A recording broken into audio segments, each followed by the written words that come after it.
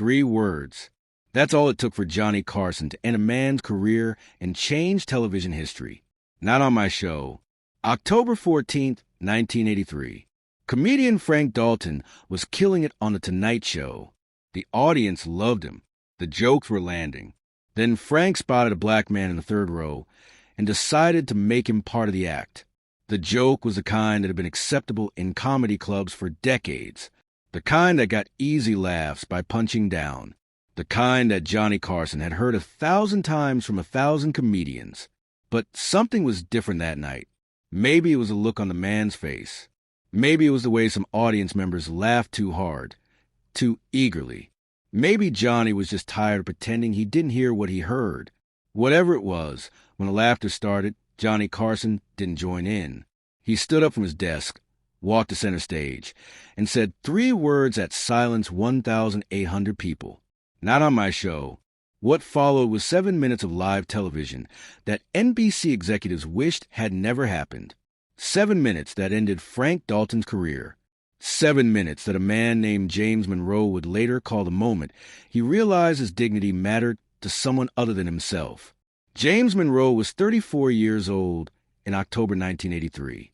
He taught history at a high school in Oakland, California, grew up in a neighborhood where opportunities were scarce and expectations were low, worked his way through college, became one of the few black teachers at his school. Every night for 15 years, James watched The Tonight Show. Johnny Carson was his escape. After long days of teaching, after dealing with a system that often made him feel invisible, James would sit in his small apartment and watch Johnny. The jokes, the guests, the way Johnny could make anyone feel comfortable. James dreamed of seeing the show in person. So he saved. For 6 months, James put away a little from each paycheck, skipped lunches, took extra tutoring jobs. Finally, in October 1983, he had enough bus ticket to Los Angeles, 2 nights in a cheap motel, and a ticket to The Tonight Show taping on October 14th. Third row, center section. The best seat James Monroe had ever had for anything. James arrived at NBC Burbank 3 hours early, wore his best suit, the one he'd bought for his mother's funeral 2 years earlier. He wanted to look respectable, wanted to belong in that audience of mostly white faces. When the lights went down and Ed McMahon's voice boomed, "Here's Johnny," James felt like a kid again. Pure joy. For the first hour, everything was perfect. Johnny's monologue was sharp. The first guest, an actress promoting a new film, was charming. James laughed until his sides hurt. Then Frank Dalton walked out. James knew Frank Dalton, had seen him on TV before. Edgy comedy, the kind that sometimes made James uncomfortable, but that white audiences seemed to love. Frank started his set with some political jokes, some bits about marriage. The audience was eating it up. Then Frank's eyes scanned the crowd and landed on James. The only black face in the first several rows, Frank pointed directly at James. "Hey, buddy, nice suit. Don't worry, I'm not going to accuse you of stealing it." Some audience members laughed nervously. Others laughed hard. James felt his face burn, tried to smile, tried to play along. That's what you did. That's what black men in white spaces had always done. Laugh it off. Don't make a scene. Don't confirm their expectations by getting angry.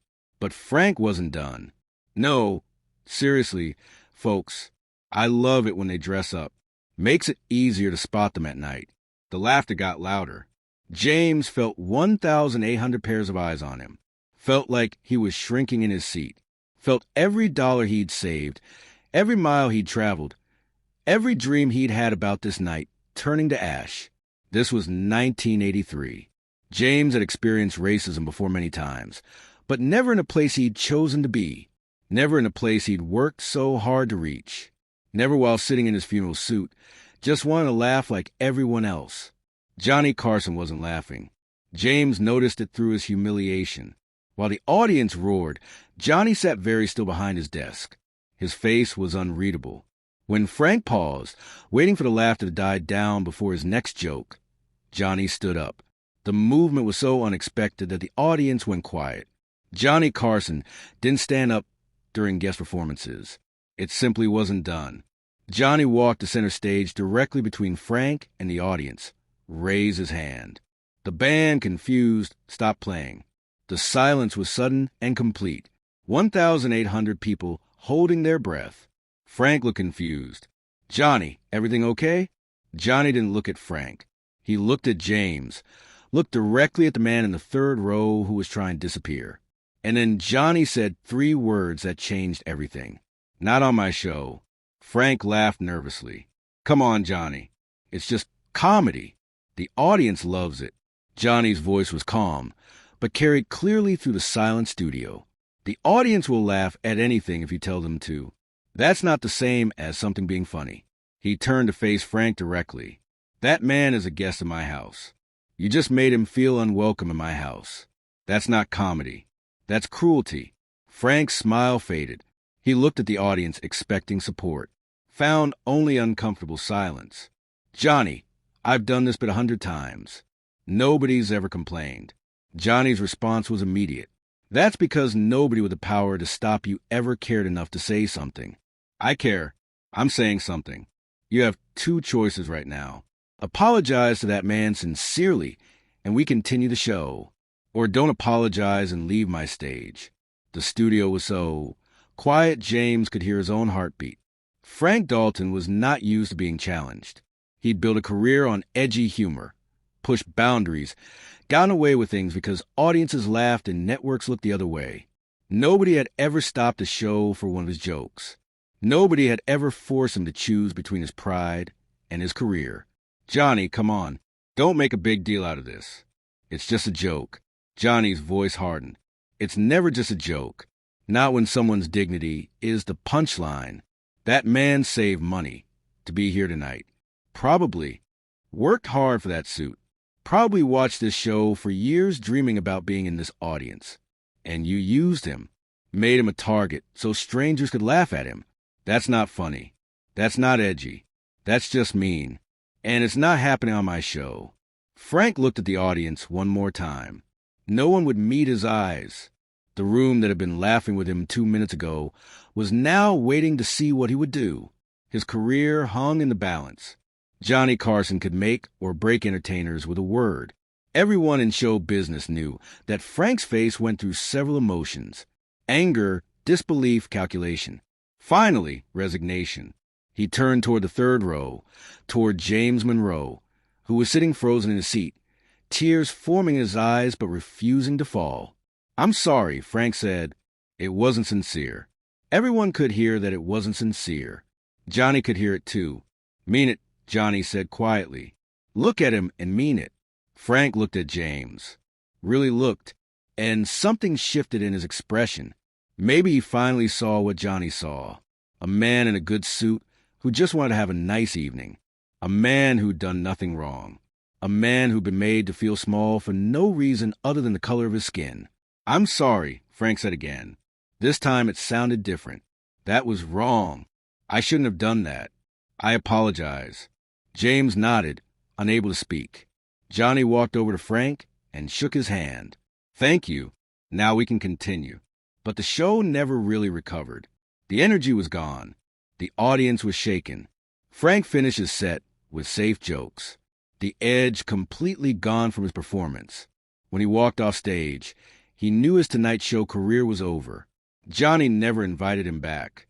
The word spread through Hollywood. Frank Dalton had crossed a line and Johnny Carson had ended him. But the story doesn't end there. After the taping, as the audience filed out, a producer approached James Monroe. "Mr. Carson would like to see you backstage." James couldn't believe it. Followed the producer through corridors he'd only dreamed about into Johnny Carson's dressing room. Johnny was sitting in a chair, tie loosened, looking tired. He stood when James entered, extended his hand. "I'm sorry that happened to you tonight." James shook Johnny's hand, still not quite believing any of this was real. "You didn't have to do that," James said. "You could have let it go. Everyone else would have." Johnny's response would stay with James for the rest of his life. Everyone else letting it go is exactly the problem. I've been doing this show for 21 years. I've heard jokes like that before. Laughed at some of them to my shame. Looked the other way when I should have spoken up. But tonight, when I saw your face, I couldn't pretend anymore. That could have been anyone. Could have been my son. Could have been someone's father just trying to have a nice night out. And I let it happen in my house. No, not anymore. Johnny asked James about his life, his job, what brought him to Los Angeles. When James explained how he'd saved for 6 months, taken a bus, stayed in a cheap motel just to see The Tonight Show, Johnny looked genuinely moved. You did all that just to be here. James nodded. I've watched your show since I was 19. You got me through some hard times. I just wanted to see it once in person. Johnny was quiet for a moment. Then he called his producer over. I want Mr. Monroe to have tickets to any Tonight Show taping he wants for life, and I want them to be the best seats in the house. The producer nodded and made a note. James tried to protest. Johnny stopped him. You came here for a good experience. I owe you one. Actually, I owe you more than one. Let me make it right. James Monroe flew home to Oakland the next day. But something had changed inside him. For the first time in his life, someone with power had stood up for his dignity, had said publicly that he mattered, had refused to let cruelty pass as comedy. That moment planted a seed. Within a year, James Monroe applied to law school. He'd always wanted to be a lawyer, but had talked himself out of it. Too hard, too expensive, not for people like him. But after that night, after seeing what one person's courage could do, James decided he was done talking himself out of things. He graduated law school at 39, became a civil rights attorney, spent the next 30 years fighting discrimination cases. James Monroe never forgot what Johnny did that night.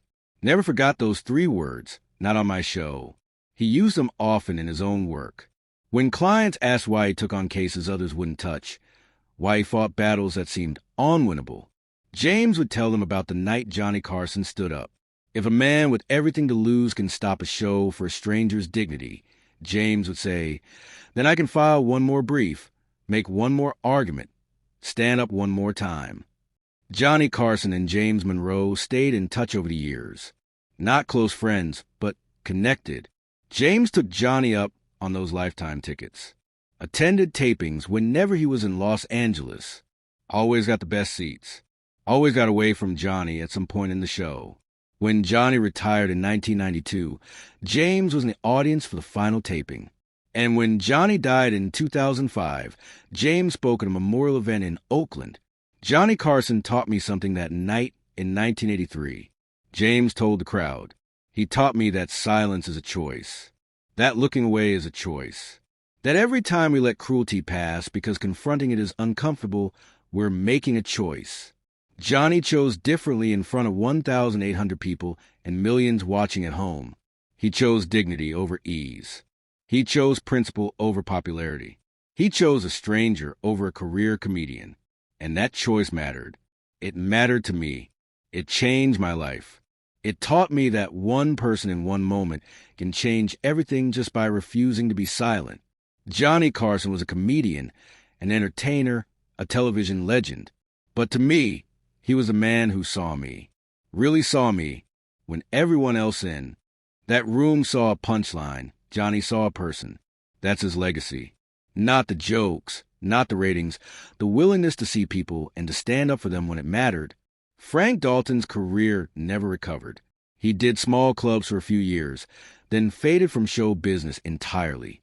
In interviews later, he expressed both bitterness and grudging respect for what Johnny had done. He ended my career over 3 words.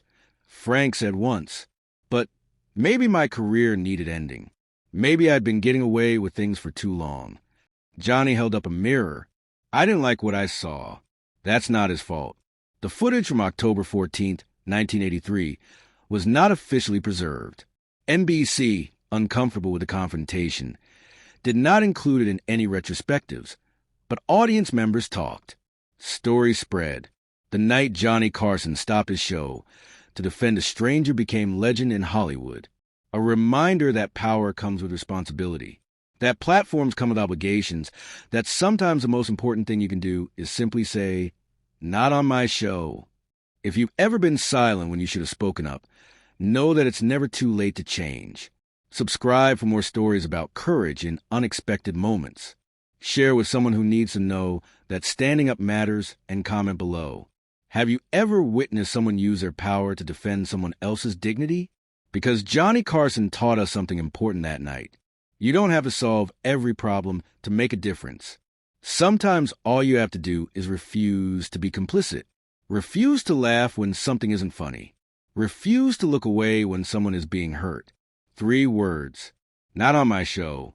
That was Johnny's answer. What's yours?